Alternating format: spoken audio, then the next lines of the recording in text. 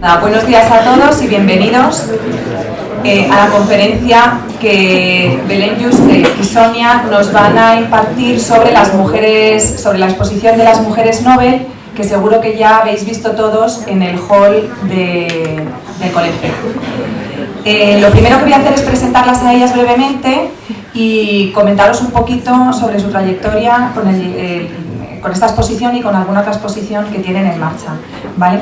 Belén Yuste es técnico especialista en anatomía patológica en el Hospital 12 de Octubre, además es investigadora, ella ha estudiado humanidades contemporáneas, tiene una gran pasión por la investigación, sobre todo en el ámbito de la ciencia, y ha publicado varios libros junto a Sonia, como Una Carmelita en Flandes, El Arca de las Tres Llaves, Ana de San Bartolomé, Teresa de Jesús, ella misma, y María Slodowska-Curie, tenéis el libro aquí, ella misma.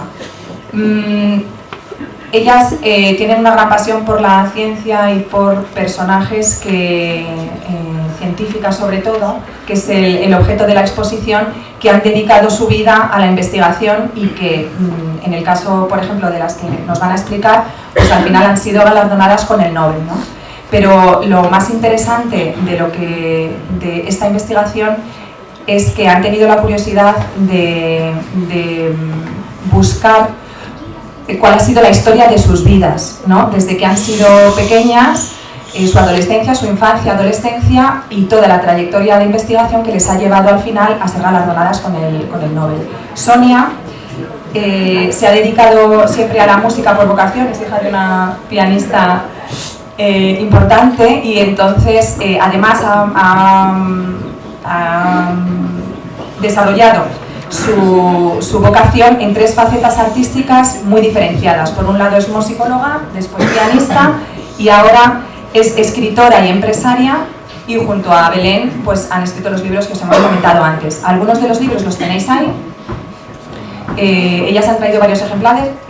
Si tenéis interés y curiosidad después de la conferencia, seguro que tendréis interés, pues se pueden comprar y bueno, os las pueden dedicar si queréis. La exposición que tenemos aquí de las mujeres Nobel es una parte de la exposición grande que ahora mismo está expuesta en el Congreso de los Diputados. Tiene una importante proyección internacional. Por ejemplo, el año que viene se va a exponer en la UNESCO en París. Y os comento esto porque me parece que es un lujo, yo estoy emocionadísima por tener esta exposición aquí, es un lujo que la podamos tener y que las tengamos a ellas contándonos el resultado de 7 años de investigación sobre la vida de estas mujeres. Además, en paralelo, tienen una exposición solamente dedicada a Marie Curie, para la que se han dedicado nada menos que 30 años de su vida a investigarla, y que esa exposición se ha expuesto aquí en España, tiene una proyección importante internacional, incluso se ha expuesto también en Panamá, en Colombia, en Suecia. Bueno, yo creo que es un regalo.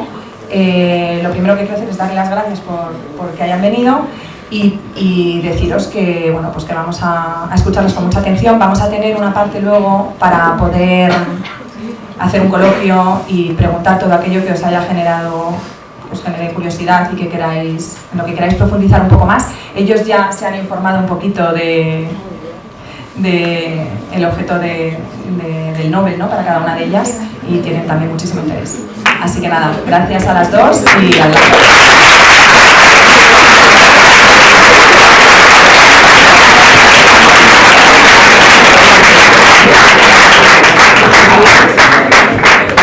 Buenos días para Sonia Rivas y para mí. Es una gran alegría estar hoy aquí compartiendo este recorrido por la vida de estas mujeres excepcionales con vosotros. Queríamos agradecer al colegio, a la directiva, a los profesores y a una compañera del hospital que es madre de unos alumnos de aquí, la doctora Sonsoles Guadalís, que es uno de los lujos del Hospital Universitario 12 de Octubre y que es la que me puso en contacto con el colegio porque sus hijos, como os digo, vienen aquí en la primaria porque son todavía muy pequeños. Pero es un lujo para vosotros tener una científica de esta talla también como madre de uno de los alumnos. Y deciros que esta exposición, como os ha contado Macarena, forma parte de una gran exposición que recoge las 5 disciplinas que se conceden del Premio Nobel. En principio os voy a hacer una breve reseña del fundador de los premios, Alfred Nobel, que ya sabréis que era un industrial sueco, químico, que se hizo multimillonario a finales del siglo XX, bueno, principios del XIX, principios del XX, y realmente fue sobre todo por el descubrimiento de la dinamita. Él había patentado más de 300 inventos, pero el que más le enriqueció fue la dinamita, sobre todo porque tuvo una gran aplicación a nivel arquitectónico y a nivel logístico para demoler y crear puentes, túneles, pero sobre todo en la guerra para los conflictos bélicos. Entonces amasó una gran fortuna, él no tenía herederos, pero en una de las fábricas internacionales que tenía en 20 países, uno de sus hermanos falleció en una explosión. Y la prensa de la época, que no estaba tan globalizada como hoy en día, que lo que sucede en cualquier rincón del mundo nos enteramos inmediatamente, pues publicó que había fallecido Alfred Nobel. Se equivocaron y en vez de su hermano creyeron que había fallecido él. Y titularon "Ha fallecido Alfred Nobel, el mercader de la muerte", por la aplicación que os digo de la dinamita en el conflicto bélico, los miles y miles de personas que habían fallecido por la aplicación de la dinamita. Entonces ese título del mercader de la muerte le impactó tantísimo que creyó que iba a pasar a la posteridad, vinculado a miles y miles de muertes, que un año antes de su fallecimiento en París, donde también tenía una casa maravillosa, decidió cambiar el testamento y dejar el 95% de la fortuna a crear unos premios que contribuyeran a impulsar la investigación y la lucha por el bien de la humanidad. Y el otro 5% lo deja a sus sobrinos, a sus hermanos, inclusive lo deja... ¿No se oye? Sí, dame. No, pero si lo paso. Es que esta no es una Alfred Nobel. Pues la paso. Aquí Aquí le tenéis, que no, que la... Sonia, pero si... No, pobre, es que normalmente Alfred Nobel no lo cuento. Entonces quería situaros en el personaje. Pero el tema es que al resto del 5% se lo deja a la familia, a los sobrinos, se lo deja a todo el personal que atendía sus fábricas, desde el jardinero hasta el químico que tenía en cada una de sus casas y a cada uno en la moneda del país en que vivía. Evidentemente esto generó mucho conflicto y él sabía que iba a haber conflictos, entonces a un íntimo amigo le puso como albacea porque sabía que su familia iba a estar en desacuerdo con el testamento. Él establecía que se creara una fundación y se dieran 5 premios a aquellos que hubieran contribuido al bien de la humanidad en las disciplinas de física, química, medicina, literatura y paz, que son los 5 premios Nobel que se conceden cada año. Aquí tenéis una selección de mujeres galardonadas en ciencias, es decir, en física, química y medicina. Pero cuando se abrió el testamento a su muerte, evidentemente la familia lo impugnó, aunque eran realmente millonarios con ese 5%, eran mucho menos multimillonarios de lo que imaginaban. Y como la ambición no tiene límites, pues impugnaron el testamento considerando que se les quitaba gran parte de la herencia. Pero también impugnó el rey de Suecia, porque en aquel momento Suecia y Noruega eran un único reino, y el rey Óscar II también impugnó porque Alfred Nobel estableció que fuera internacional, que cualquier persona de cualquier rincón del mundo pudiera ganar el galardón. Y el rey de Suecia y Noruega no estaba de acuerdo, quería que fuera un premio exclusivamente escandinavo. Así que tuvieron que pasar varios años para que su amigo consiguiera aunar todo esto, y gracias a un sobrino que tuvo realmente ética de defender que lo que tenía que hacer era mantener el testamento íntegro de su tío, consiguió que se crearan los premios y se dieran por primera vez en 1901. Y se dan siempre el 10 de diciembre, que lo podéis ver en los telediarios que siempre lo anuncian, el 10 de diciembre porque es el día que falleció Alfred Nobel, que falleció en San Remo, en una villa que podéis visitar si veis esa parte de Italia, que se titula Villa Nobel, y que por este recuerdo a que Alfred Nobel murió en San Remo, todos los años la villa, el ayuntamiento de San Remo donan los miles y miles de flores que engalanan las ceremonias tanto en Oslo como en Estocolmo, porque como os decía, eran en aquel momento un único país, y cuando pocos años después se dividen Suecia y Noruega como 2 reinos, Suecia se queda con el Nobel de Física, Química, Literatura, y Noruega se queda con el de la paz, que lo da cada año el Parlamento noruego. Y el 10 de diciembre en cada capital, en Estocolmo y en Oslo, las familias reales respectivas presiden la entrega de estos galardones que hoy en día siguen siendo los más prestigiosos del mundo. Y ya pasamos a la primera mujer galardonada. ¿Leo un poquito del testamento? Si lo tienes. Venga, voy a leeros un poquito del testamento para que lo veáis. Los premios serán divididos en 5 partes iguales, de la siguiente forma. Una parte a la persona que haya realizado el más importante descubrimiento o invención en el campo de la física. Una parte a la persona que haya hecho el mayor descubrimiento o mejora en el campo de la química. Una parte a la persona que haya realizado el descubrimiento más importante en el dominio de la fisiología o la medicina. Una parte a la persona que haya producido en el campo de la literatura el trabajo más destacado de tendencia idealista. Y una parte a la persona que haya realizado el mayor o mejor trabajo por la fraternidad entre las naciones, por la abolición o reducción de los ejércitos permanentes y por la promoción e institución de congresos por la paz. Es mi expreso deseo que en la concesión de los premios no se preste ninguna consideración a la nacionalidad de los candidatos, sino que el más meritorio reciba el premio, tanto si es escandinavo como si no lo es. Aquí tenéis a todas las mujeres Nobel, la silueta de todas ellas, como las tenemos ahora mismo en el Congreso de los Diputados, y comenzamos con María Sklodowska. Son las vidas de las mujeres que tenéis en los paneles. La primera mujer galardonada, y muy pronto, porque como os dije, el primer premio es en 1901, pues en 1903 es María Sklodowska-Curie, la que todo el mundo conoce como Marie Curie, pero era una mujer de raíces polacas. Ella nació en Varsovia en 1867, en un momento en que Polonia no existía en el mapa porque había sido invadida por sus poderosos vecinos, por Austria, Alemania y Rusia. Y Marie, cuando nace en Varsovia, cae bajo la dominación rusa, que fue la más dura de las tres, que sufrió enormemente su familia porque eran grandes patriotas, perdieron la mayoría de las posesiones que tenían. Sus padres eran personas muy cultas, el padre era profesor de física y matemáticas en un liceo, y la madre, a pesar de que la mujer en la época no tenía mucha relevancia social, hizo magisterio y se quedó como directora del colegio en el que había estudiado, que era el más prestigioso de Varsovia, y por eso tenía derecho a vivienda en el propio edificio, y allí nacerían sus 5 hijos. Hoy en día, si visitáis Varsovia, muy cerca de la ciudad vieja, está lo que fue su casa natal, convertido en Museo Sklodowska, que yo os recomiendo sin duda que visitéis. Pues allí nació ella, allí pasó su infancia muy difícil, porque su madre había padecido tuberculosis en su embarazo y no pudo nunca abrazarla, ni besarla, ni nada, porque en aquel momento el contagio era enorme y se aislaba a las personas que tenían tuberculosis, con lo cual no tuvo ningún contacto físico con su madre nunca, lo que marcó mucho la gran timidez y la introspección que tuvo toda su vida. Ella adoraba a su hermana mayor, que era la que ejercía de madre, y cuando tenía 9 años moriría su hermana mayor de tifus.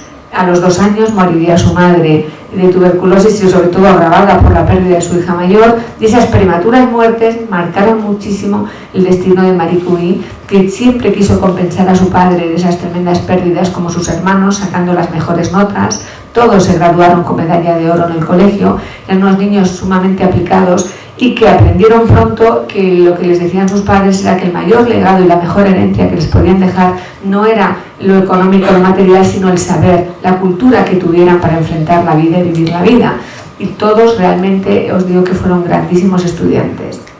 Eran 4 chicas y un chico, y el padre, por su defensa patriótica, fue castigado por el gobierno ruso, perdió su trabajo y realmente vivieron en condiciones muy penosas. Así que solo pudo ayudar a su hijo, al varón, a que estudiara medicina en Varsovia. Las mujeres no tenían acceso a la universidad en aquel momento en Polonia. Así que María soñaba con estudiar física en la Sorbona, en la Universidad de París, y su hermana, la que quedó de hermana mayor tras la muerte de la primera, Bronia, quería ser médico también. La única manera era ahorrar lo que podían para intentar emigrar e instalarse en París. Así que daban clases particulares en su casa por 2 rublos la hora, y llegó un momento en que Marie se dio cuenta que así no iba a llegar a ninguna parte, y le propuso a su hermana hacer un pacto por el que ella se sacrificaría unos años trabajando como institutriz a tiempo completo y pagar la carrera de su hermana. Y cuando su hermana fuera médico, le pagara la carrera a ella. Y así es como cuando termina el bachiller con 16 años con medalla de oro, trabaja un tiempo en Varsovia, se da cuenta que ese dinero no es suficiente para costear la carrera de su hermana con la ayuda de su padre, y se trasladará a un pueblecito perdido donde una familia burguesa necesitaba una institutriz para cuidar a sus 3 hijas. Admirarán enormemente a esta joven institutriz que dominaba ya 5 idiomas, que era de una discreción exquisita y que realmente les parecía un lujo. Pero Marie sufrió mucho porque cuando llegó el primogénito de esta familia, que vivía en Varsovia estudiando matemáticas, se enamoró de ella se enamoró también de él, fue su primer amor, y consideraban que todo iba a ser muy fácil porque la familia la adoraban. Pero una cosa era adorar al institutriz y otra cosa era que su primogénito se casara con alguien que necesitaba trabajar en casas ajenas para subsistir ella y su familia.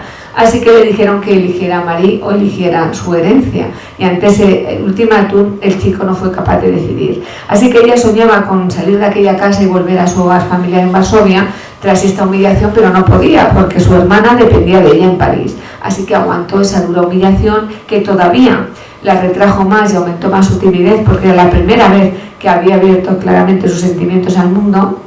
Y así aguantó 4 años, cuando finalmente Bronia acaba medicina, la manda el soñado telegrama de que ya puede volar a París para cumplir su sueño. Y María la contesta que no es el momento, que ya ha pasado su tiempo, ya tiene una gran depresión en ese momento, y que ella se va a dedicar a cuidar a su padre en su vejez, que es la persona que más quiere y más la necesita, y vivir del éxito de la vida de sus hermanos. Y será su hermana Bronia la que no entienda qué es lo que ha pasado ahí en ese momento con la ilusión de Marie, coja un tren, se plante en Varsovia, la zarandee y le diga que su futuro está en sus manos y tiene que luchar por él.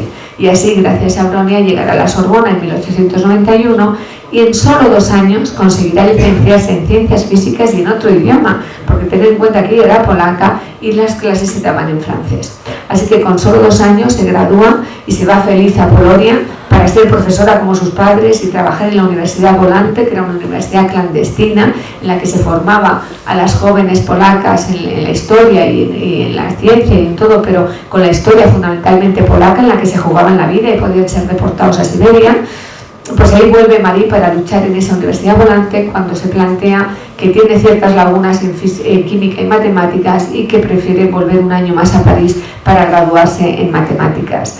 Lo conseguirá en un solo año, licenciarse en matemáticas, esta vez con el número 2, pero ahí la contrata para un trabajo sobre imantación de los aceros, que ella admite, tiene problemas de espacio y pregunta por un científico que pueda ayudarla. Y le hablan de Pierre Curie, y ahí es cuando se cruza el gran sabio francés en su vida, cambiará el rumbo de su vida, cambiará su apellido y evidentemente ya se quedará en Francia, tendrá sus hijas en Francia, Irene y Eva, y se nacionalizará también francesa, haciendo su tesis doctoral.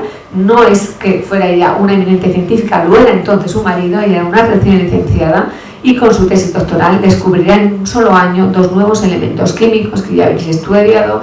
Primero el polonio, que le denomina así por el amor a su tierra natal, para que por lo menos los científicos tuvieran que nombrarla en algún momento, ya que no existía ni en el mapa, y después el que le daría fama internacional, el radio, por sus aplicaciones en la radioterapia y en la curación con el cáncer. Será la primera mujer, como os dije, que se alza en 1903 con el Nobel, cuando se concede a la radioactividad y se le concede junto con su marido.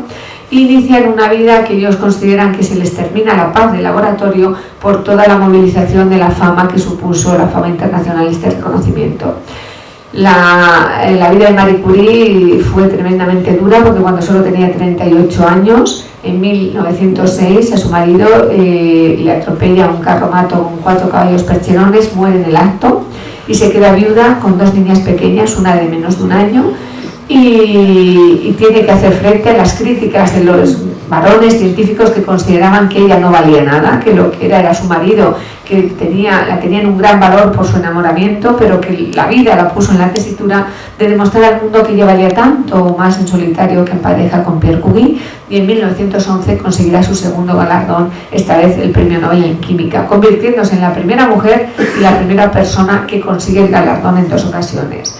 No admitirá cargos en su vida, cargos públicos ninguno, excepto el de vicepresidente de la Sociedad de Naciones, puesto que ocupará hasta su muerte en Ginebra, por el que luchó y desde el que luchó para que existieran becas estudiantiles como las que vosotros o algunos otros estudiantes, muchos en el mundo, han utilizado, para que ningún don intelectual se pierda por falta de capacidad económica.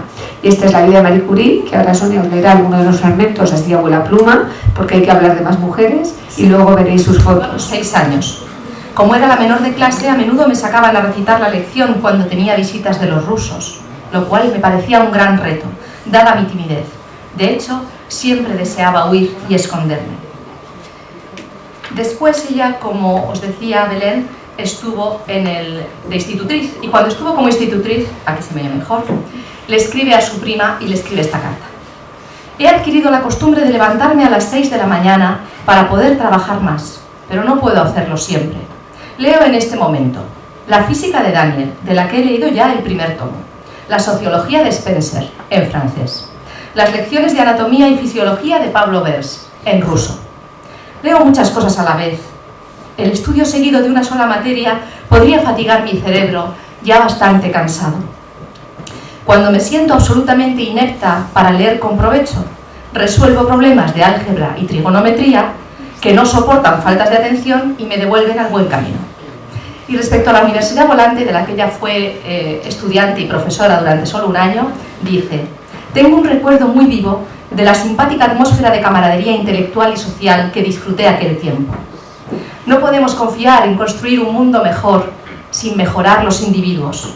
Con este propósito, cada uno de nosotros debe trabajar su propio perfeccionamiento, aceptando en la vida general de la humanidad su parte de responsabilidad, ya que nuestro deber particular es el de ayudar a aquellos a los que podemos ser útiles. Como dice Belén, hay muchos textos y solo voy a leeros. ¿Les leo el de Eva o el de cómo ella describe a Pierre? ¿El de Eva? Pues el de Eva. Os leo el de Eva. Eva es su hija. Es que hay tantos textos bonitos que es muy difícil elegir. Pero bueno, Eva es su hija y es la que primero escribirá un libro sobre Marie Curie. Un libro que la hará famosísima, realmente convertirá a Marie en el icono que es actualmente. Y dice Eva de su madre: cuando nací, mi madre tenía 37 años. Cuando estuve en edad de conocerla bien, era una anciana ilustre. Y no obstante, fue la ilustre investigadora lo que más me extrañó de ella, sin duda alguna porque la idea de serlo no ocupaba el espíritu de Marie Curie. En cambio, me parece haber vivido siempre al lado de la estudiante pobre y soñadora que fue María Skłodowska, mucho antes de que yo viniera al mundo. En el instante mismo de su muerte, Marie seguía pareciéndose a aquella joven. Una tenaz, brillante y larguísima carrera no había logrado engrandecerla, disminuirla, santificarla o envilecerla. En su último día era todavía dulce, obstinada, tímida, curiosa de todas las cosas, como en los tiempos de sus oscuros comienzos. Hubiera querido tener los dones de un escritor para mostrar a la eterna estudiante, de la que Einstein dijo: Madame Curie es de todos los seres célebres el único al que la gloria no ha corrompido, siguiendo como una extraña el curso de su propia vida, intacta, natural, casi insensible a su sorprendente destino. Y aquí tenéis alguna foto, aquí la tenéis de jovencita. La más pequeña es ella. Tiene la fecha. Aquí la tenéis de estudiante. Aquí es cuando se graduó. Cuando se graduó con la medalla de oro. Vamos a pasar ya a su hija, que es la siguiente mujer galardonada en ciencias. Como os ha contado Sonia, os ha leído un fragmento del libro que escribió su hija Eva, que es la segunda, y esta es su hija mayor, Irene, que sería, como os digo, la segunda mujer que recibe el Premio Nobel en Ciencias, concretamente en Química, en 1935. Lo recibirá también con su marido. Pero Irene, como os decía, cuando fallece su padre, en 1906, tiene tan solo 8 años. Ella había vivido una infancia hasta entonces muy contraria a la de su madre, una infancia donde era una niña absolutamente protegida, querida, con todos los tipos de medios en la capital de Francia, en la ciudad de la luz, en París, un país libre, en el que sus padres se habían preocupado enormemente porque tuviera una infancia lo más feliz posible. Además, su abuelo paterno, que era médico, vivía con ellos, era su ojito derecho, o sea que nada tenía que ver con la dureza de los primeros años de la vida de su madre. Y todo prometía un gran futuro hasta que ese accidente trágico cortó la vida de su padre cuando ella solo tenía 8 años. Supuso una gran depresión en la vida de Marie Curie, con lo cual fue criada fundamentalmente por su abuelo, tanto ella como su hermana, porque Marie pasó el duelo de la muerte de su marido prácticamente enclaustrada en el laboratorio, donde hizo las investigaciones que le llevarían al segundo Nobel, pero realmente pasó muy poco tiempo en su hogar durante los primeros años de viudedad. Así que fue su abuelo al que le debe la mayor parte de su carácter y los principios en los que fue educada. Se parecía muchísimo a su padre, tenía además una gran pasión por la ciencia, se graduaría como su madre en química y en matemáticas en la Sorbona, y en 1914, cuando estalló la Primera Guerra Mundial, Marie Curie, lejos de huir de París a punto de ser ocupado de los alemanes, decidió ayudar en el frente y ponerse al servicio de su patria de adopción. Ella daba clases de radiología en la universidad, ideó unos aparatos de rayos X portátiles por los que podía llegar al frente, allí donde eran heridos los soldados, y que el médico extrajera certeramente la bala en la parte del cuerpo donde se hubiera incrustado gracias a placas radiográficas que realizaba en el momento. En estas técnicas estudió a su hija mayor con solo 17 años y con ella recorrió el frente francés y también el frente belga. Crearon 24 puestos móviles y 200 unidades fijas en los hospitales de campaña y aprendieron a conducir por si acaso no había soldados disponibles cuando eran necesarias. Así que fueron de las primeras mujeres que tuvieron el carnet de conducir en Francia. Esta cantidad de radiación tan enorme que sufrió Irene desde los 17 años sin ninguna protección, porque imaginaros que vosotros cuando vais a hacer sobre una placa hay luces rojas, hay cristales de plomo, hay un montón de protección para las radiaciones que ya se sabe que son malignas, entonces no se sabía, no se protegió en absolutamente nada y esto hizo que Irene padeciera en brotes de tuberculosis y realmente enfermedades crónicas debido a la radiación que sufrió desde tan pequeña y que la hizo morir muy joven de leucemia con tan solo 58 años. Pero antes de esto se licenciaría, como os digo, trabajaría con su madre en el Instituto del Radio, donde llegaría un día un joven estudiante que quería hacer la tesis con Marie Curie y Marie le decidió hacia su hija Irene, que era ya una gran científica, se enamorarían, emularían la pareja científica de sus padres. Irene y Frédéric Curie descubrirían la radioactividad artificial, algo que fue enormemente valioso para el mundo científico porque extraer radio era absolutamente carísimo. Marie tuvo que manejar 8 toneladas de un mineral llamado premenda para conseguir extraer 1 decigramo de cloruro de radio. Imaginaos el esfuerzo y lo carísimo de obtenerlo. Su hija logró crear elementos radioactivos artificiales. Esto abarató muchísimo el tratamiento, lo que fue enorme para el bienestar de muchísimos pacientes y la salud en tratamientos de cáncer, y por ello reciben el Nobel. Será la segunda pareja, el segundo matrimonio que lo consigue conjuntamente, un año después del fallecimiento de Marie Curie, que ya imaginó que su hija llegaría a tener este galardón. Y ahora Sonia os leerá sus textos. Pues ella dice de su infancia: yo sentía muy intensamente la influencia de mi madre, a quien quería con toda mi alma, y durante mi infancia nunca pude imaginar que tuviera un solo defecto humano, pero mi espíritu se formó sobre todo junto a mi abuelo, que vivió con nosotros hasta su fallecimiento, y mi reacción ante cuestiones políticas y religiosas proceden mucho más de él que de mi madre. Y la hermana, Eva, dice de Irene: el abuelo Eugène fue un amigo incomparable de Irene, de esa niña lenta e impetuosa, tan profundamente parecida al hijo que había perdido. No se contentaba con iniciar a Irene en la historia natural, la botánica o con inculcarle su entusiasmo por Víctor Hugo, sino que también le escribía durante el verano cartas instructivas y muy divertidas en las que brillaba su espíritu burlón y su estilo exquisito. El abuelo orientó la vida intelectual de su nieta de forma decisiva. El equilibrio moral de la actual Irene Joliot-Curie, su angustia por el sufrimiento, su apego implacable a la verdad, incluso sus simpatías políticas, le vienen en línea directa de su abuelo.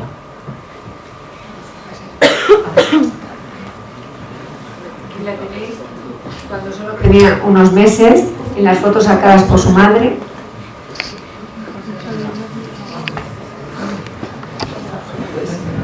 Las siguientes fotos me parece que no las vais a poder ver, así que os las contaré. Las fotos no las contaré porque no se puede. Aquí la tenéis con su padre, aquí adoraba. Aquí en el jardín de la casa de campo que tenían, con su abuelo William Curie, que es el que marcó tremendamente su vida, con su madre después del fallecimiento de Pierre, con su abuelo, ahí veis ya la tristeza en la cara de la niña, con su madre otra vez. Aquí en la labor humanitaria en la guerra del 14, donde os digo que realmente fue una labor tremenda. Y ya seguimos con la siguiente mujer galardonada en ciencias, que es Sarah Jonas, que la tenéis en los paneles. Vive actualmente, es de las pocas galardonadas que todavía viven, y ella tuvo una infancia también muy difícil, muy del estilo de Marie Curie. Procedió de una familia polaca, judía, que tuvo que emigrar a Israel. Se instalaron en Jerusalén, su padre era rabino y regentaba una tienda de comestibles. La niña era muy lista desde pequeña, hicieron sus padres un esfuerzo enorme, su madre limpiaba casas y escaleras para poder llevar a la niña a un colegio, porque parecía que realmente tenía dotes para seguir estudiando. Compartían vivienda, una vivienda muy pequeña, con otras 3 familias, ella tenía que dormir con los hijos de estos vecinos, y realmente era una vida dura, pero todavía se endureció mucho más cuando ella tenía 11 años y su padre falleció por un accidente cardiovascular. así que se quedó sola con su madre y una hermana pequeña. Su madre no ganaba lo suficiente, tuvo que quitarla del colegio y ponerla a trabajar con ella, a cuidar niños, a fregar escaleras, a atender casas, y vieron que tampoco de esta manera podían subsistir y se trasladaron a Tel Aviv, donde vivió una de sus tías. La tía vio que la niña era absolutamente inteligente y fue al colegio donde vivía, que había cerca donde vivían, y pidió matricularla, pero no podían costear la matrícula. Entonces, cuando ya se iban, el director realmente sintió pena por esta niña y le hizo unas cuantas preguntas, y cuando vio realmente la capacidad intelectual de Ana, hizo un pacto con ella y le dijo: bueno, si tú te comprometes a dar clases a los jóvenes inmigrantes búlgaros de ciencias y matemáticas que no dominan bien, yo te admito gratuitamente en el colegio. Y así acabó toda su enseñanza secundaria, estudiando, sacando matrícula de honor en todo y a la vez dando clases a aquellos muchachos que no conseguían aprobar. Cuando terminó, soñaba con estudiar química. Esto también nos refleja lo importante y la suerte que tenéis vosotros, este privilegio de tener una educación exquisita en un colegio como este, cuando mucha gente del mundo no puede acceder ni siquiera a la enseñanza en ningún tipo de colegio. Pues ella lo logró a base de esfuerzo y tenacidad y ayuda de su familia. Soñaba con ser química y pudo llegar a la Universidad Hebrea de Jerusalén. Otra vez becada, consiguió terminar toda la carrera con las mejores notas, conseguiría ser becada 2 veces para Estados Unidos para estudiar y formarse en técnicas de cristalografía, que era lo que a ella le gustaba muchísimo, pero soñaba con volver a su país natal para poder desarrollar su saber y por el bien de sus compatriotas. Así que volvió a la Universidad de Jerusalén, allí trabajará, y soñaba con desvelar el interior del ribosoma. Vosotros habréis estudiado, alguno de vosotros por lo menos, que el ribosoma es básico para la vida porque es donde se traduce el código genético del ARN mensajero en proteínas, es decir, es la fábrica humana de las proteínas. Pues muchos científicos habían soñado con desvelar esta estructura interna, lo que llamamos cartografiar el ribosoma, y no lo habían logrado. Y cuando esta joven israelí propone a la comunidad científica que con técnicas de cristalografía cree que se va a lograr, la comunidad realmente se burla de ella, de esta joven judía que ha tenido que estudiar siempre becada, además mujer, va a demostrar a la comunidad científica lo que eminentes científicos no habían logrado. Pues a pesar de todas esas críticas y de todo ese mundo contrario, lo conseguiría cartografiar el ribosoma, por lo que conseguiría en 2009 el Premio Nobel de Química, y realmente ha sido una investigación básica con una gran aplicación en la vida real, porque los antibióticos que todos vosotros y todo el mundo toma, fundamentalmente tienen como diana, se dirigen al ribosoma de las bacterias. Como los utilizamos de una manera tan nefasta, nos estamos haciendo resistentes a los antibióticos y, según Ada Jonas, es uno de los problemas más acuciantes que vamos a encarar en el siglo XXI. Con lo cual, ella está investigando nuevas dianas para los nuevos antibióticos, nuevas dianas hacia el ribosoma de las bacterias, puesto que nos vamos a hacer tan resistentes. Es un trabajo de grandísima actualidad. Ella da conferencias por el mundo, sobre todo destacando lo que ella llama los frutos de la curiosidad, que el mundo, el ser humano no debe de perder nunca la curiosidad y que cualquier persona puede llegar al Nobel. Se trata de tener dosis de ilusión, de tenacidad y, por supuesto, el estudio básico para poder llevar a cabo, pero que al Nobel se puede llegar. Y dice de su infancia: a pesar de la pobreza de mis padres y su falta de educación formal, se esforzaron por darme una educación adecuada en una prestigiosa escuela. Mi padre murió cuando yo tenía 11 años. Mi madre lo superó con dificultades y empecé a ayudarla a esa edad. Hice todo tipo de trabajos: limpiar, cuidar niños, dar clases particulares, pero las dos no podíamos ganar lo suficiente para mantener a nuestra pequeña familia, y por ello, un año más tarde, mi madre decidió mudarse a Tel Aviv para estar cerca de sus hermanas. A pesar de su dura vida, apoyó mi deseo de seguir aprendiendo. Y la inspiración para el trabajo de la cristalografía de los ribosomas le llegó cuando tuvo un accidente. Dice: fui muy afortunada, tuve un accidente de bici muy serio, que me obligó a pasar más de 1 año y medio recuperándome en la cama. Durante todo ese tiempo leí. Mi inspiración provino de un artículo sobre la hibernación de los osos, que empaquetan sus ribosomas ordenadamente en sus células justo antes de la hibernación. Esa fue su inspiración.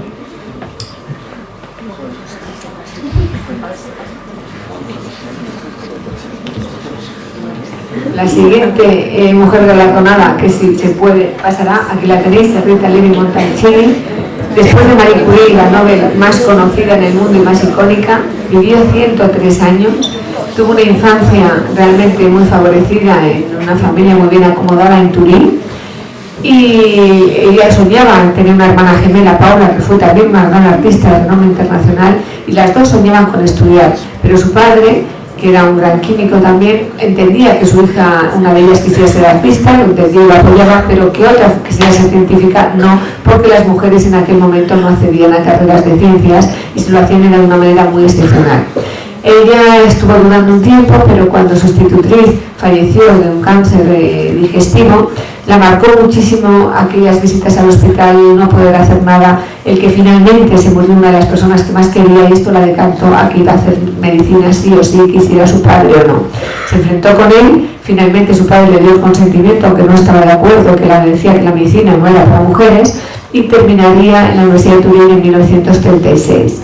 Pero como sabéis, es un año muy complicado para la vida, y era judía sefardí, y 2 años después, en 1938, Mussolini declaró que los judíos no podían realizar ningún tipo de profesión en territorio italiano.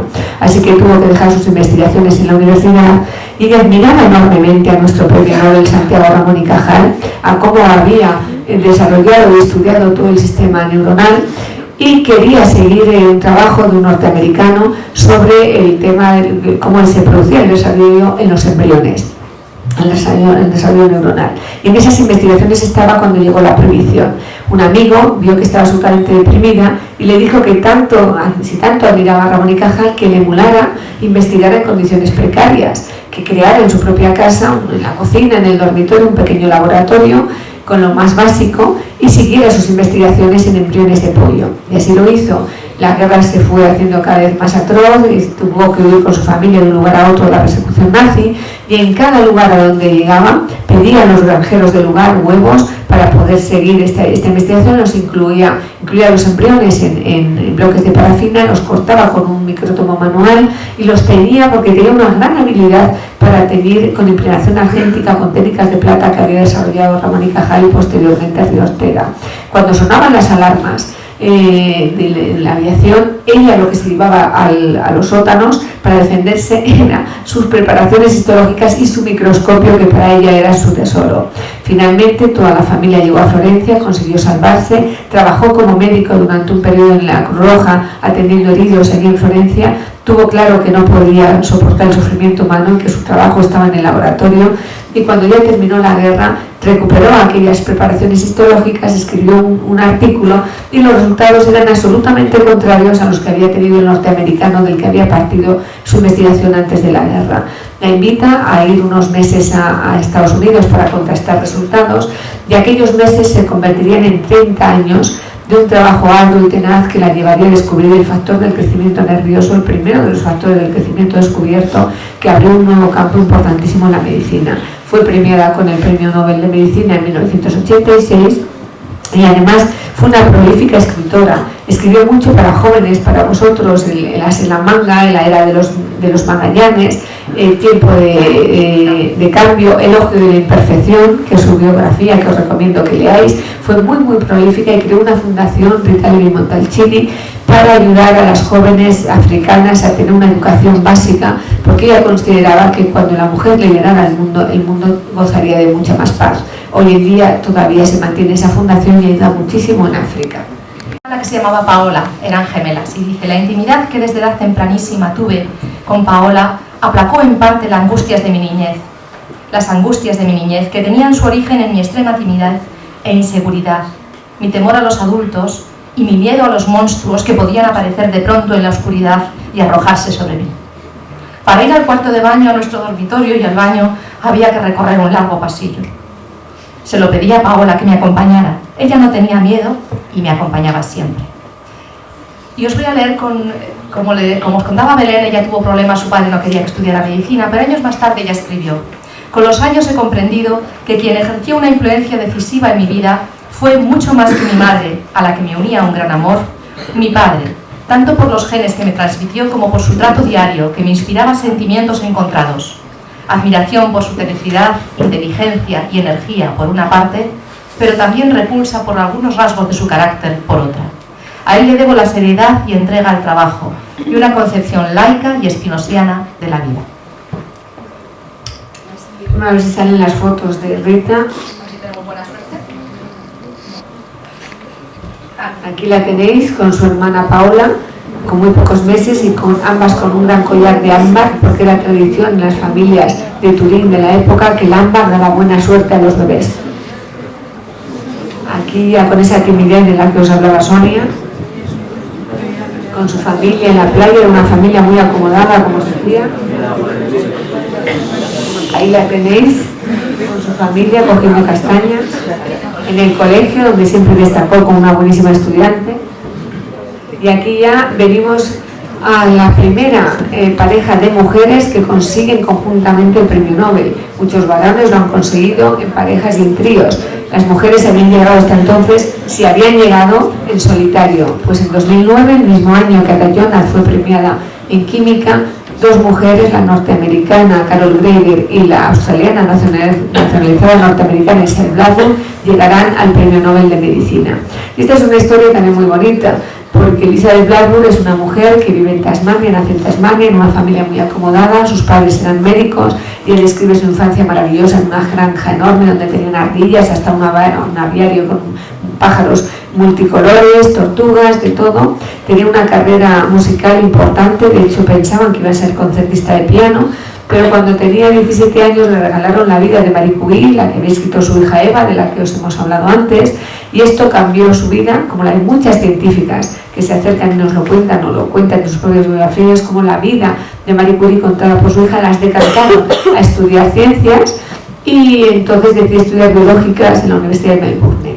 Ahí se licenciará y como su familia no tenía ninguna dificultad económica, le pidió a sus padres que querría hacer la tesis doctoral en Cambridge, nada menos que con Frederick Sanger, que era uno de los más reputados científicos, 2 veces ganador del Nobel, 2 veces del Nobel, el premio Nobel de Química, y uno por lograr la secuenciación genética. Ella quiere aprender las técnicas de secuenciación genética con quien la había creado y llega a Cambridge, allí estudiará y que conocerá además al que sería su marido, uno de los investigadores del equipo de Frederick Sanger, y aquí pasó como con Marie Curie, el amor cambió su destino y el rumbo de su vida, porque en vez de volver a Tasmania y continuar con su vida familiar y ejercer en Tasmania, en Australia, se casará con John Sedat y se irá a Estados Unidos. Llegará a la Universidad de Yale, donde tiene la gran suerte de trabajar con uno de los científicos, Joseph Gall, que más apoyaba el papel de la mujer en la ciencia, y con él decidirá secuenciar la parte terminal del cromosoma, lo que si habéis estudiado se llama telómero,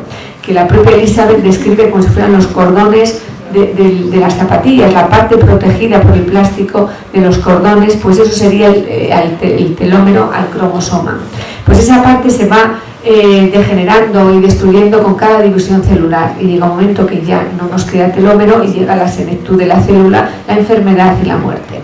Pero ella consigue secuenciar esta parte que no se había secuenciado nunca, y junto con otros investigadores se da cuenta que hay alguna sustancia que de manera anómala aumenta esta división, esta producción de telómeros, y se producen determinados tumores, o por el contrario hay falta de esa sustancia y se produce un envejecimiento prematuro y los niños mueren precozmente. Pero no sabían qué sustancia era. En esto estaban investigando cuando Carol Greider, una científica también norteamericana con una vida muy muy difícil, era una niña de una familia acomodada, los padres eran los dos grandes investigadores también, pero padecía una grave dislexia, y entonces ella, hasta que se dio cuenta que era disléxica, sufrió muchísimo porque no entendía por qué no podía avanzar al mismo tiempo que sus compañeros, no entendía, no podía escribir bien, hasta que finalmente se dieron cuenta y le pusieron clases de apoyo. Y entonces ella se sintió todavía más estúpida porque tenían que sacarla de clase y darle clases de refuerzo cuando ningún otro compañero lo tenía. Y ya para mayor pena en su vida, cuando solo tenía 6 años, su madre, que padecía unas depresiones absolutamente recurrentes, se suicidó, con lo cual se quedó ella con 6 años, su hermano pequeño y su padre. Su padre se los llevó a Alemania para intentar que los niños olvidaran un poco toda esta tragedia. Allí conocerá a una amiga judía que marcará enormemente la vida de Carol Greider y que le dirá que es muy inteligente, que lo único que tiene que hacer es memorizar, compensar su déficit de la dislexia de otra manera y memorizar, conseguirá acabar la carrera de biológicas y vuelve a Estados Unidos y su sueño es trabajar con Elizabeth Blackburn en los telómeros. Pero para hacer el doctorado tiene que pasar unas pruebas escritas y se presentó en varias universidades y en ninguna la cogieron.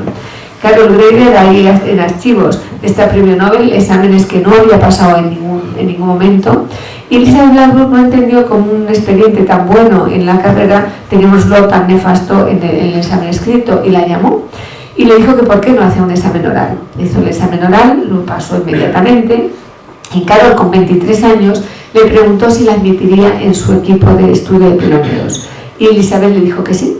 Y ahí cambió la vida de las dos. Trabajarían juntas, Elizabeth le cuenta en la búsqueda de esta sustancia, y ya con tan solo 23 años, en 6 meses de trabajo, en la Navidad de 1986 descubriría esa sustancia a la que denominaron telomerasa. Era una enzima que efectivamente, cuando prolifera anómalamente, da lugar a los tumores, a las células que crecen indefinidamente, no hay manera de parar, y cuando falta se crea el envejecimiento prematuro. Nuestra gran investigadora María Blasco, la directora del Centro Nacional de Investigación Oncológica, fue alumna de ambas, es la gran especialista en telómeros y telomerasa en España, y ha desarrollado una línea que está en prueba por el que si se disminuye la telomerasa en las ratas con las que están investigando, se disminuye el tumor de determinados tumores, y si se potencia se termina el envejecimiento. O sea que es una investigación con una gran aplicación, importantísima aplicación práctica en la medicina de hoy, que dará grandes resultados en el futuro.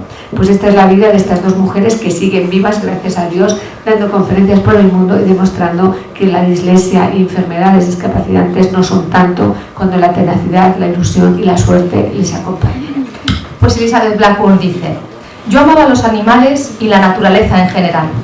Tal vez mi fascinación por los animales hizo que la biología me pareciera la más interesante de todas las ciencias cuando era niña. Me cautivaron tanto los libros de ciencia escritos para jóvenes como la idea romántica y noble de la investigación científica. Esto fue especialmente provocado por la biografía de Marie Curie, escrita por su hija Eva, que leí y releí cuando era jovencita. Al final de mi adolescencia tuve claro que quería ser científica. Me encantaba tocar el piano e incluso durante un tiempo deseé convertirme en músico. Afortunadamente, fui realista al respecto y reconocí que era competente, pero no muy talentosa tocando el piano. Así que me encaminé hacia la ciencia. Aquí la tenéis de jovencita.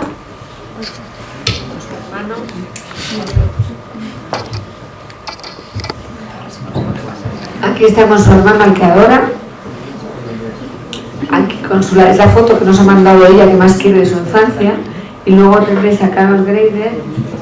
No, aquí está Elizabeth otra vez con su panel. Esta es que tuvimos la suerte y el honor en el Hospital 12 de Octubre, que cuando itineró esta misma exposición que tenéis allí, vino Elizabeth Blackburn a inaugurarla.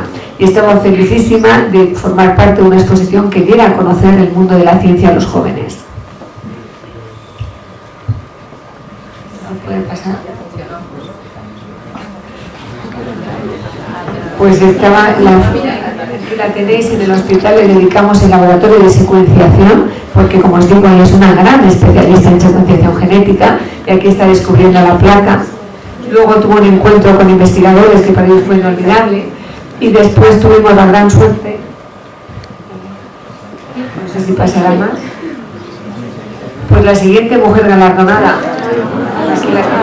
la siguiente y última.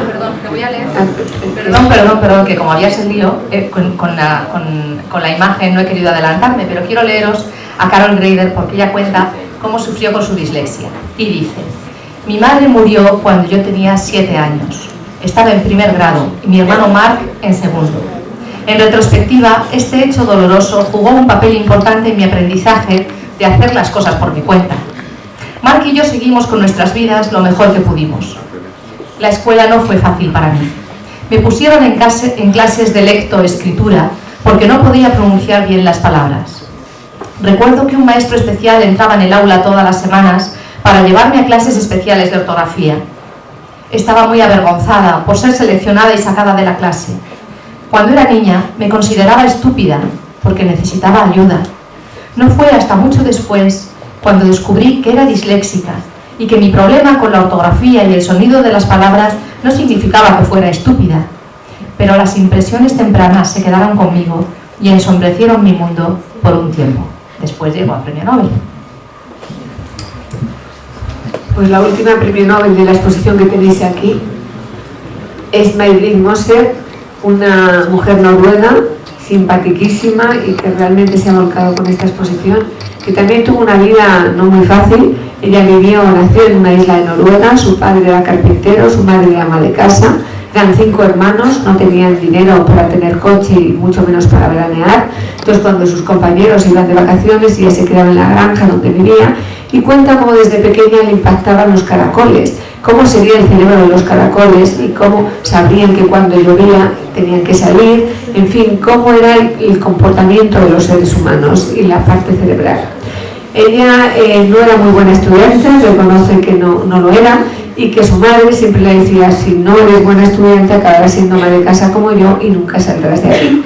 Y esto fue el acicate para que ella tuviera claro que no quería repetir el esquema de vida de su madre y que si era necesario aplicarse, se aplicaría. Sacó buenas notas y llegó a la Universidad de Oslo sin tener claro qué quería hacer. Incluso se planteó hacer odontología, pero ahí se encontró con un compañero de secundaria de su lugar de nacimiento, que era un chico muy brillante en el colegio, y juntos decidieron estudiar psicología. Entender el comportamiento humano les importaba muchísimo. Posteriormente se enamorarían, se casarían y juntos desarrollarían la carrera y la tesis doctoral. Tuvieron la gran suerte de trabajar con un equipo que investigaba el comportamiento, la hiperactividad en las ratas, y cada vez iban más decantados al estudio del cerebro humano. Pero como sabéis, y si no sabéis os lo comento yo, entre los psicólogos y los médicos siempre ha habido muchas reticencias. Entonces no se aceptaba bien que 2 psicólogos incluyeran en un equipo de neurociencia. Y de hecho no les admitían, pero May-Britt es una mujer entusiasta y convincente al máximo, y convenció al jefe del grupo, al médico, que por lo menos les dejaran probar, que si realmente creían que no valía, pues que se irían, pero que les dejaran probar. Y así entraron en ese equipo que estudiaba una zona del cerebro que se llama hipocampo. Fueron de una gran habilidad, consiguieron una beca para ir a estudiar en Cambridge, nada menos que con otro gran investigador científico que se llamaba O'Keefe, que había descubierto unas células en la zona del hipocampo que se llama entorrinal, que se llamaban células de lugar, y que era una parte del puzzle que creaba la condición humana y nos situaba métricamente en el espacio, pero faltaba una pieza. En el año 2005, este matrimonio, que eran profesores ya en un lugar de Noruega, descubrieron esa pieza que se llaman células en red, de manera que cuando las células del lugar se conectan con las células en red, tenemos lo que llamamos métrica espacial, y conseguirían conjuntamente los 3, el científico británico y los 2 noruegos, el premio Nobel de Medicina en 2014, por lo que el comité denominó el descubrimiento del GPS interno cerebral. Es decir, la conexión de estas 2 células nos sitúan métricamente en el espacio. Yo sé más o menos qué pasos tengo que llegar hasta la pared, sé que me tengo que detener porque si no choco con la pared. Si me he olvidado algo en el coche, ahora mismo salgo, vuelvo al coche, sé dónde está y vuelvo aquí exactamente. Todo eso porque esa conexión se mantiene permanentemente activa. Cuando estas células empiezan a deteriorarse y a desconectarse, empiezan las enfermedades neurodegenerativas que terminan en el Alzheimer, que es cuando ya no recordamos absolutamente nada. Un día salimos y no sabemos muy bien cómo volver, nos cuesta un poco más, un poco menos, después ya no sabemos absolutamente nada, y un día en que salimos a la calle no sabemos ni qué día es, ni quiénes somos, ni de dónde venimos. Pues ese trabajo importantísimo de saber qué células son las que se conectan ahí es la que ha realizado este matrimonio, que son los primeros psicólogos que llegan a Premio Nobel de Medicina, y los más jóvenes. Ella solo tenía 48 años cuando consiguió el Premio Nobel de Medicina. Es un ejemplo claro, y siempre lo cuenta, de cómo la tenacidad y la ilusión permite llegar a lo más alto. Siguen investigando y son grandes especialistas en fármacos que están creando para luchar contra el Alzheimer y el olvido, pero no se puede luchar una vez que se ha producido el deterioro. Hay que anticiparse a ese deterioro y que esas desconexiones no se lleguen nunca a producir de una manera tan severa. Así que es un trabajo de una gran aplicación también en el mundo médico y del bienestar de la humanidad, como decía Alfred Nobel. Pues May-Britt dice: mis padres trabajaban duramente y aprendí pronto que el trabajo te hace feliz. Éramos 5 hermanos, no teníamos mucho dinero y no teníamos coche, así que me quedaba en casa durante los veranos cuando mis amigos se iban. Tenía mucho tiempo para mí y me encantaba estudiar animales en el campo.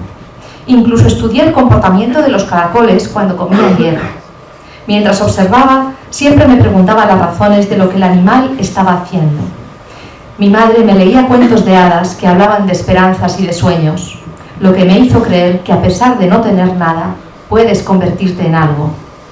No siempre fui la mejor estudiante, pero mis maestros supieron ver algo en mí y supieron alentarme. Pues esta es la vida de Maybrit, y este año, el año pasado, el 2018, tuvimos la suerte de que 2 mujeres fueran galardonadas en ciencias, porque ni en 2016 ni en 2017 ninguna mujer había recibido el premio Nobel. Este año, el 2018, fueron 3, otra en paz, pero hay 2 científicas. La tercera mujer premio Nobel en física, fijaros que la primera fue Marie Curie en 1903, tuvieron que pasar 60 años hasta 1963 que la segunda lo lograra, y 55 hasta que la tercera, Donna Strickland, que no sé, bueno, estas son las fotos de Maybrit Moser de pequeña, que se han podido pasar. Aquí la tenéis, una niña de una familia normal, que como vosotros llega al Nobel. Como vosotros que podéis llegar, si tenéis la tenacidad, la ilusión, el entusiasmo y la suerte. Pero Maybrit insiste mucho en que la gente joven sepáis que no es un premio para extraterrestres, que es un premio para personas. Y aquí la tenéis cuando visitó el hospital 12 de octubre, en los paneles que tenéis ahora mismo aquí, pues ella posando ante su panel, que ese panel es el traje que ella se puso en el traje que se puso en el premio Nobel, que representa su trabajo con cristales Swarovski, esas células en red que os digo que descubrió. Es una mujer altísima, simpaticísima. Pues os decía que acabábamos con un guiño, pero no se iba a poder acabar, con la foto de las 2 mujeres que consiguieron el premio, Donna Strickland. Esta es Maybrit firmando su artículo en el que se ve la conexión neuronal que ella había descubierto.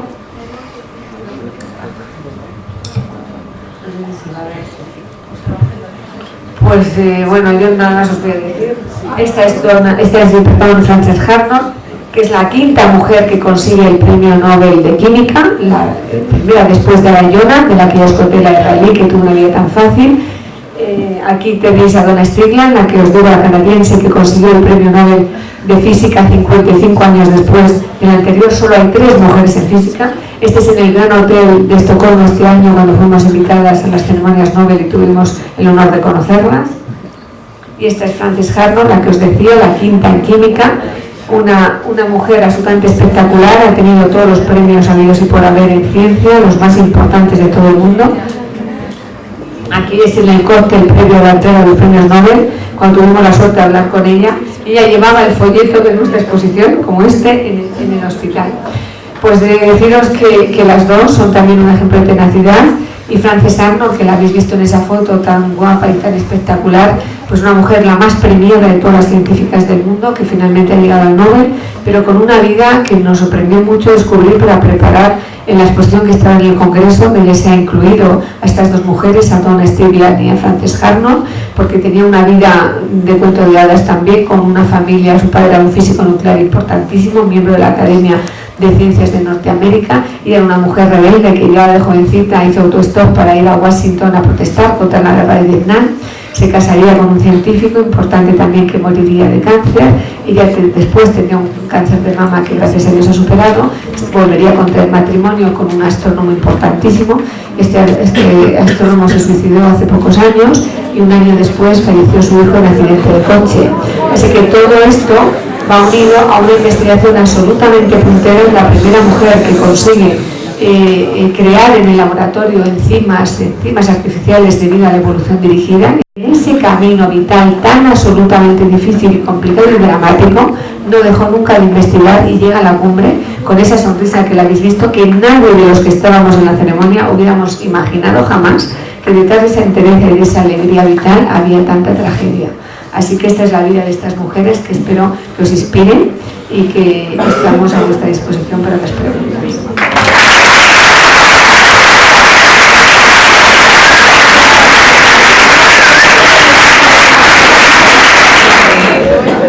Vamos, yo lo primero es darles las gracias por contarnos todo esto con tanto detalle y de esta manera tan espectacular. Vamos, yo estoy impresionada. Ya me había leído este libro donde aparecen un montón de las cosas que ellas han contado, muchas de las imágenes inéditas que hay de todas ellas que te dan una idea de lo que habéis contado de su infancia.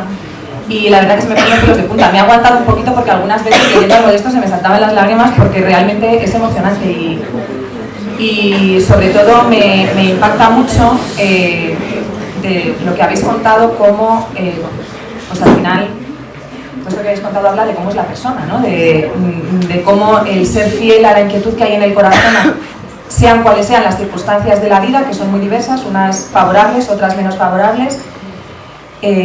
Todas esas circunstancias son las que han ido fraguando la vida de estas personas, que no solamente han sido un bien para ellas, sino que es un bien para hoy, para nosotros que estamos aquí, ¿no? Y que toda su investigación construye la persona que nosotros somos también.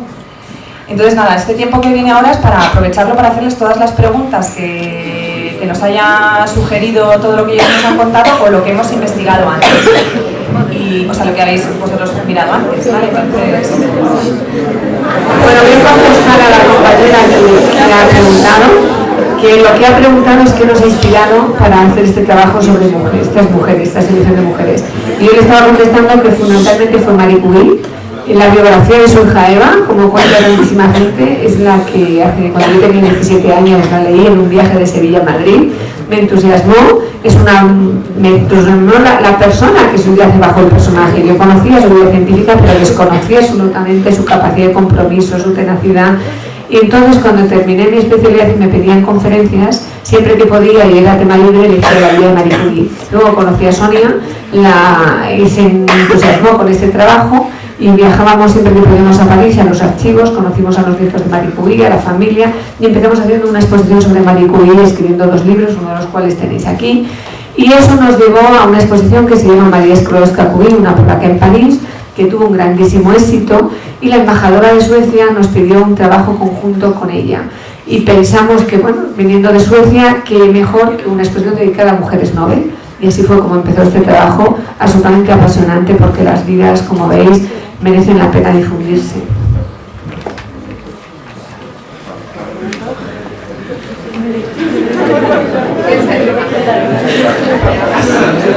No hace falta salir. Si es un problema, se puede preguntar desde ahí. Sí. Repetemos nosotros la pregunta que hagáis. ¿Vale? No tenéis curiosidad por ninguna de ellas en especial.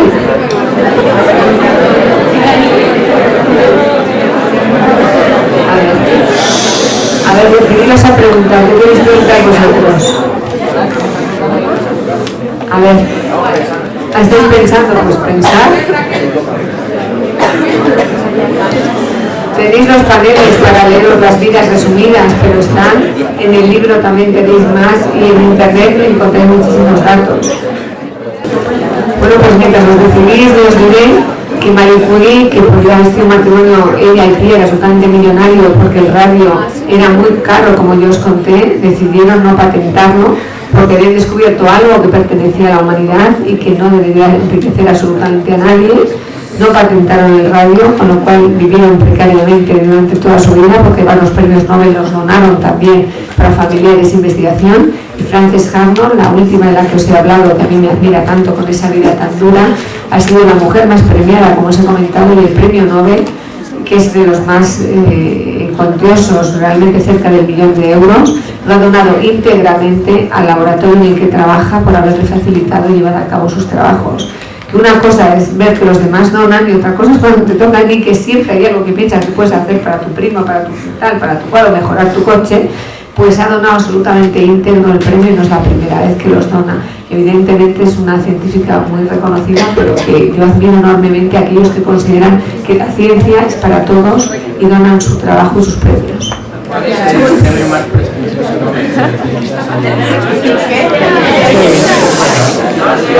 Es la persona.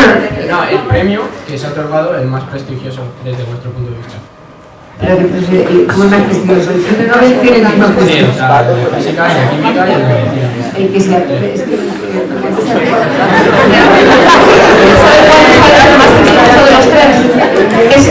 ¿Sabes lo que pasa? Que son exactamente igual de prestigiosos. Realmente los premios Nobel, quizá en este momento, desde el punto de vista, digamos, actual, el que está un poquitín desprestigiado es el premio Nobel de la Paz, porque ha entrado la política por ahí, y eso siempre es un tema complicado. pero realmente los premios Nobel son unos premios que a lo largo de estos más de 100 años se han mantenido con un prestigio absolutamente intocable. Son los premios más importantes, se pueden conseguir muchos premios, pero si tú consigues el premio Nobel nadie lo va a discutir, porque es un comité grandísimo de científicos, primero te tienen que promover desde tu país, después necesitas muchísimas firmas, entonces siempre significa que hay un prestigio grandísimo. Dentro de ellos, ¿cuál nos gusta más? Pues depende, como yo soy uno de las letras, a mí me gusta más el de literatura, pero a Belén seguro que le gusta Para más todas las el de ciencias, te preguntabas tú, todos son igual de prestigiosos, o sea, no el mismo prestigio para todos. Lo que pasa es que hay trabajos que a cada científico le llega más. A mí, por ejemplo, el de algoritmos en el GPS cerebral, pues a mí me toca mucho porque me encanta el tema neuronal. Pero el ribosoma, el cartografía del ribosoma que consiguió Adayona, pues es igual de relevante. O sea, de aplicación práctica a la humanidad, todos han contribuido al bien de la humanidad, que es lo que exigía Alfred Nobel en su testamento. Y fijaros que dejó el 95% de la fortuna, y a fecha de hoy, que son 117 años otorgando premios y muchos, no se ha utilizado nunca el capital, se da con los intereses del capital. Se dan estos premios durante 117 años que están alrededor de 1 millón de euros sin haber tocado cada uno el capital. Imaginaros la fortuna que legó a los premios. Sí, mi pregunta es respecto a los fallecimientos de los familiares. ¿Por qué la tasa de mortalidad, o sea, si la tasa de mortalidad es mayor para los hombres en esa época? El marido de Frances Arnold, el primero, muere de cáncer, como muchísimas familias, y la misma padeció cáncer, el otro se suicida. En fin, los maridos y las mujeres y los hijos han muerto por probabilidad de accidentes de coches o de enfermedades, como todas las familias del mundo. No las familias Nobel tienen una tasa mayor o menor de mortalidad en su familia, o en sus hijos o en sus maridos. Sí la familia Curie, porque como os dije, se dedicaron plenamente a la radioactividad, pero es muy sencillo. La familia de Marie, la polaca, tenía una gran longevidad y de hecho ella murió con 66 años a pesar de las radiaciones enormes que tuvo. Su hija, os dije que con 17 años sufrió muchas radiaciones, murió a los 58. La otra hija, la que escribió el libro, no pisó un laboratorio más que de visita, ya fue una gran periodista, una gran pianista internacional y vivió 102 años, porque solo era de visita y no se radió nada. Entonces esa familia sí estuvo muy motivada por la radioactividad, pero el resto pues han tenido vidas normales y se ha muerto la gente como las familias normales. Y el marido de Irene Joliot-Curie, que su marido era Frédéric Joliot-Curie, también murió por efecto de la radiactividad. Es decir, realmente en este caso, en esta familia sí hubo una razón clara, pero los demás es simplemente la casuística. No hay ninguna razón. Gracias. Investigaciones científicas ¿Qué mujer Nobel ha tenido más influencia hoy en día en la sociedad? Marie Curie. No hay ninguna duda, la repercusión que ha tenido Marie Curie no la tiene ninguna, ni en los estudiantes como vosotros, ni en el público en general, que si le pregunte cuál es la mujer científica, todo el 98% responde Marie Curie. Ya encontrar una segunda les cuesta. Y la segunda suele ser Rita Levi-Montalcini, porque tuvo un papel social importante. Pero la mujer en la ciencia hoy en día sigue representada básicamente por Marie Curie. En España, gracias a Dios, mucha gente ya conoce a Margarita Salas, que sería nuestra Marie Curie, o a María Vallet o a María Blasco. Pero realmente el referente mundial es Marie Curie, tal vez porque fue la primera y también porque fue la primera persona 2 veces premio Nobel.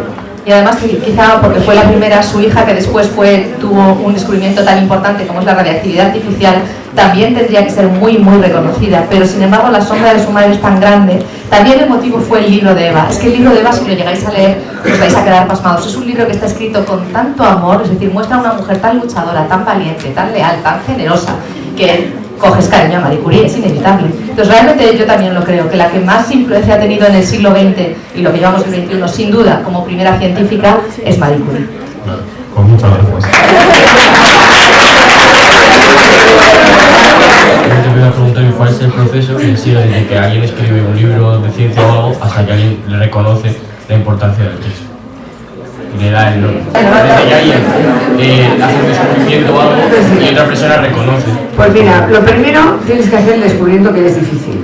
Lo segundo, que el equipo de tu país o internacional, en este caso que es un mundo mucho más global, reconozca ese trabajo y lo proponga al Nobel. Pero no vale que tú personalmente propongas al Nobel, sino que des con el Comité Nobel. El Comité Nobel tiene lo que llaman unos consultores en todos los países a los que cada año mandan las cartas o el mail hoy en día en el que les piden una serie de personas en cada disciplina, según la especialidad que tú tengas. Supongo que a los grandes investigadores españoles en ciencia les preguntarán de ciencia, a los escritores sobre literatura. Entonces tienes que ser primero reconocido en tu entorno, de manera que tu entorno haga llegar a alguien del comité de los que tiene este poder de suscribirte y de apoyarte, que tu candidatura sea presentable. Una vez que llega la candidatura a Estocolmo, tiene que pasar una serie de cortes de todos los que han llegado. Y ya se quedan pues en 100 y pico 200, y sobre esos 200 ya es el comité Nobel de cada especialidad, que eso establece Nobel en su testamento, cuántas personas y cómo se debe otorgar, se reúnen y van estudiando los trabajos que se manda de cada cual, y ya por votación se elige el que gane. A veces son compartidos, porque en el caso de Frances Arnold, por ejemplo, ella lo consigue con otros 2 científicos, pero es la mitad para cada uno. También depende de la valía del trabajo. En este caso se ha considerado que en el campo de la evolución de enzimas la más importante y pionera fue Frances Arnold, entonces la mitad del premio entero va a Frances Arnold y la otra mitad va a 2 químicos que también han trabajado en ese campo, pero comparten premio. En ese caso, sobre esa especialidad, han llegado 3 personas al Nobel. Gracias. Mi pregunta para vosotras es que ¿cuál de estos ámbitos de la ciencia es la que más os interesa o más os gusta?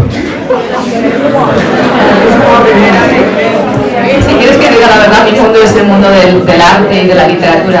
Así que realmente esta parte del trabajo lo ha hecho Belén. Mi parte, digamos, es disfrutar con los textos, pero Belén te dirá cuál es el que le interesa más. Yo creo que son importantes todos, pero para mí me interesa más la medicina porque es el ámbito en el que me muevo. Entonces, claro, me parece, conozco más a fondo lo que han conseguido y lo puedo valorar mucho mejor que en otros terrenos. Porque yo sé que el premio Nobel de Física de este año de Donna Strickland, que estábamos ahí con ella en la foto, pues me quedé muy impresionada, pero porque tiene una parte médica importante, y es que se ha aprendido la física láser, y la física láser, esta señora, además es la primera vez que se premia un primer trabajo científico. Cuando publicó con su director de tesis su primera publicación científica, ya había descubierto lo que ha sido los pulsos láser, que se llaman ultracortos y de alta intensidad. Y esto tiene una aplicación enorme, y lo conoceréis todos, en cirugía oftalmológica para operar miopías, para cirugías de corrección, que se hacen millones al día en el mundo, pues se hacen con esta técnica láser que inventó esta señora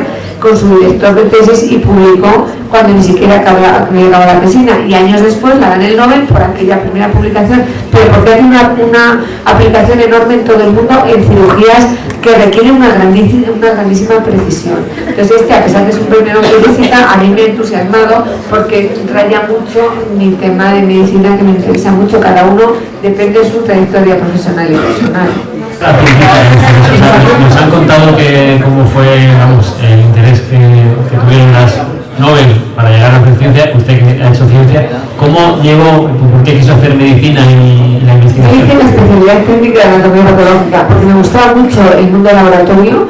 Yo desde pequeña, por un problema estético que tuve, un angioma, por el que veis que tengo una lesión en la cara, me operaban muchísimo desde los 7 años. Yo pasaba ingresada mucho tiempo cada año por operaciones que en aquel momento se hacían, que era el principio de lo que se consideró la cirugía estética y plástica, que finalmente tampoco dio un resultado estupendísimo, pero que me hizo pensar mucho durante mucho tiempo. Cuando era joven y tenía que estar ingresada tanto tiempo sin hacer nada, pues pensaba. Me encantaba el mundo hospitalario, las enfermeras me llevaban al laboratorio y tenía claro que lo que me gustaba era el trabajo en laboratorio. Yo luego me dediqué en el Hospital de Marañón a investigar técnicas histológicas, a mejorar las tinciones para demostrar melanina, calcio, fibras elásticas, lo que fuera. Ese fue mi trabajo durante mucho tiempo, junto con la docencia, y luego saqué la plaza en el Hospital 12 de Octubre, y ahí me dediqué a trasplante hepático en el laboratorio de anatomía patología y luego en neuropatología. Por eso me entusiasma Maybrit Moser. Pero fue sobre todo esos años, esa infancia y juventud que yo pasé ingresada, en el que descubrí la pasión por la ciencia y por el laboratorio.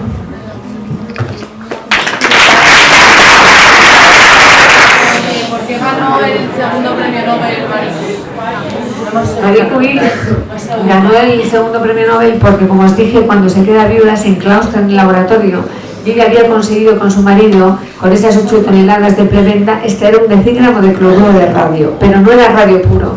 Y el matrimonio tenía absolutamente como meta conseguir aislar el radio. Eso fue un trabajo muy muy difícil que ella consiguió en esos años en los que se pasó, como os digo, el duelo en el laboratorio junto con otro científico, aislar, concentrar cada vez más el radio para conseguir radio puro. Entonces en 1911 le dan el premio Nobel de Química, el anterior había sido de Física, por aislar radio puro y por haber aumentado la tabla de Mendeleev, que este año celebramos el aniversario, con 2 nuevos elementos químicos que fueron base para la química en muchos terrenos, el polonio y el radio. Sí, el grado de dificultad para llegar a este tipo de prestigios debido a su condición como mujer ha sido un factor determinante.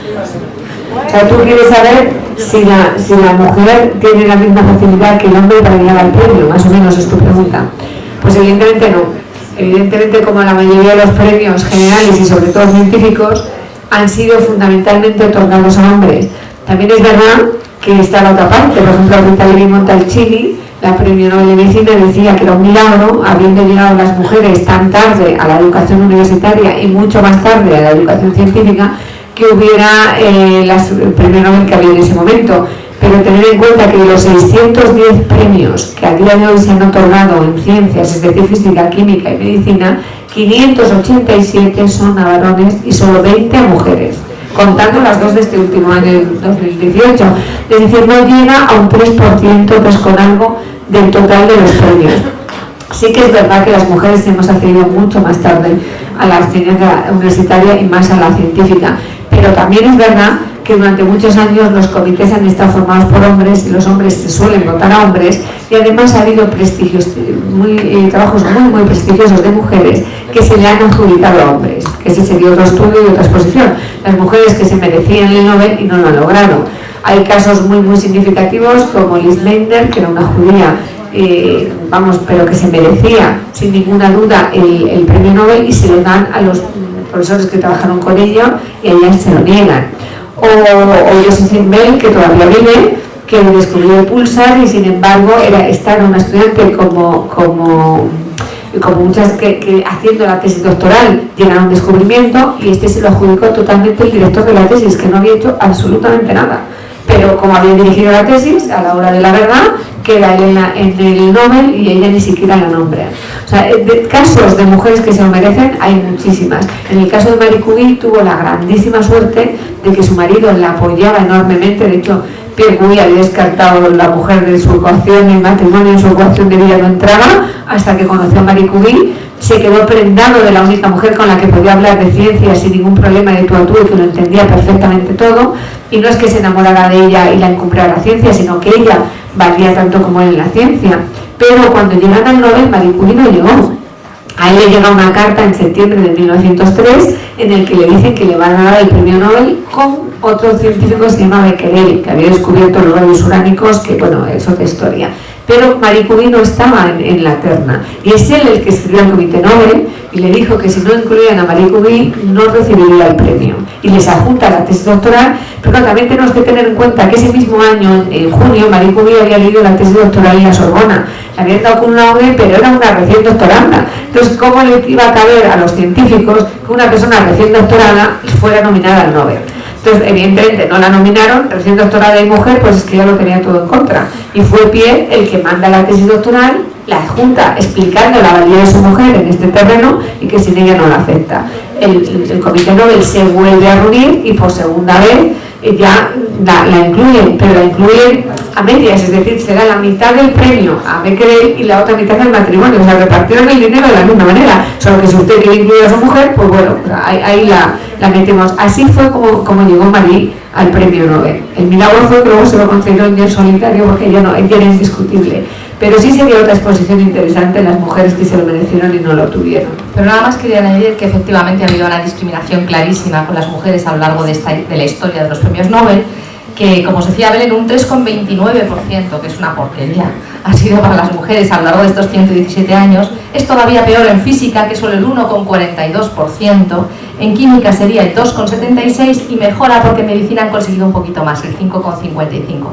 Es un camino a recorrer. Cuando estuvimos ahora en Estocolmo nos preguntamos justamente por qué sucedía y nos dijeron en Estocolmo, en el comité científico, que justamente el problema venía de que ellos tienen que trabajar sobre las nominaciones que les llegan. Y las nominaciones llegan de cada país. Y claro, si en el país solo llegan nominaciones de hombres, ellos no tienen para trabajar más que con hombres, que el problema parte ya de cada país. Cada país tiene que nominar, y tiene que nominar a quien considera mejor, para lo cual tienen que considerar esos nominadores también son hombres. Es un camino un poco complicado, pero con la lucha de todos, de hombres y de mujeres, por conseguir la equidad, la lógica, la justicia, pues se conseguirá. Bueno, ya vamos a terminar. A mí solamente se me quedaba una cosa ahora mientras escuchaba las preguntas, que les escuchaba a ellas. Bueno, no es tanto una pregunta como una cuestión, ¿no? Que digo, realmente estas mujeres en ningún momento estaban pensando que el Nobel fuera a llegar. Hay un momento en el que May-Britt dice, descubrí que el trabajo me hacía feliz. Esto me ha impactado mucho, y también me ha impactado mucho la historia de Marie Curie con su hermana para conseguir que estudiaran, ¿no? Y cómo y a la vez lo uno a vuestro trabajo, porque digo, no sé si vosotros teníais en algún momento en mente que esta investigación que habéis hecho de esta exposición o de la otra que tenéis de Marie Curie fuera a tener la repercusión que tiene. Lo digo porque lo que realmente me llama la atención es que realmente el trabajo en sí, sin pues eso, ¿no? Sin tener en la cabeza que el Nobel va a llegar o no va a llegar, o que una exposición de este tipo o este trabajo de investigación vuestro va a hacer tanto bien, tiene que tener algo que te aporta, ¿no? Lo que es este trabajo, como dice May-Britt, ¿no? Descubrí muy pronto que el trabajo me hace feliz en sí mismo, y luego ya llega lo demás. Y podemos hablar en retrospectiva, que es muy fácil, ¿no? Pero ¿qué es lo que hace? No, realmente yo creo que hablo por las dos. Todo el camino fue apasionante, o sea, en sí mismo el conocimiento era apasionante, y sobre todo cuando te pones a conocer la biografía de tantas personas valientes y buenas, es que eso en sí mismo ya es un premio. Si luego además acaba siendo una exposición y iba a muchos lugares y te escucha mucha gente y mucha gente lo descubre y le puede servir, y os puede, sobre todo en el caso de los jóvenes, inspirar para decidiros a hacer cosas buenas en la vida y llegar a lo más lejos que podáis llegar, el camino en sí, os aseguro que es el premio. Que las mujeres Nobel nunca pensaron que llegarían al Nobel. La mayoría de ellas, por supuesto que no. Quizás Frances Hartnell, que tenía tantísimos premios, pero Carol Greger, ella misma cuenta como, bueno, pues el tema de la telomerasia es importante, pero hay muchísimos trabajos importantes, gracias a Dios, en el mundo que merecerían el Nobel. Ella cuenta como eran las 5 de la mañana cuando sonó el teléfono y estaba poniendo la lavadora porque tenía los niños pequeños y le dijeron que le habían dado el Nobel. Y era muy graciosa cuando contaba el hecho de que no sabía qué hacer con la ropa, con la colada, ni a quién llamar o cómo solucionar, porque claro, eran las 5 de la mañana cuando llegaban de Estocolmo y a quién llamas a esa hora, y ella con la colada de los niños pequeños que no entendían ni qué era el Nobel. Entonces es muy gracioso, pero casi todas dicen que no se lo esperaban, y realmente es una sorpresa y una alegría enorme. Y en nuestro caso, como dice Sonia, pues como ellas, hay que trabajar en lo que te gusta, disfrutar con lo que haces, intentar que eso que tú haces aporte algo a los demás y vivir la vida pues pensando en lo mejor para todos.